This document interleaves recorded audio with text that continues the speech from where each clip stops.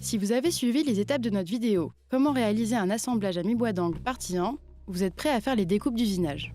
Étape 1. Les découpes d'usinage. Fixez la première pièce de bois horizontalement dans l'étau, avec la partie du bois à découper sur le dessus. Servez-vous d'une scie égoïne pour scier sur la ligne marquant la largeur, jusqu'au point de repère du milieu de l'épaisseur. Pensez à garder une légère marge pour les finitions. Tournez le morceau, bois debout vers le haut, et sciez le long de la ligne à mi-épaisseur de bois, jusqu'à ce que la chute se détache. Répétez ces opérations pour préparer la deuxième pièce de la même façon.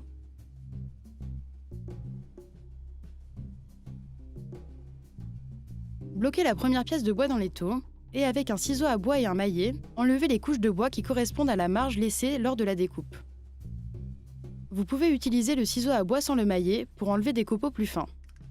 Procédez de même pour la seconde pièce de bois, enlevez les aspérités de bois jusqu'à ce que les deux pièces s'emboîtent précisément.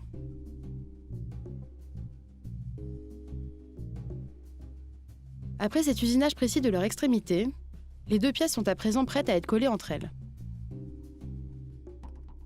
Étape 2. Collage et assemblage.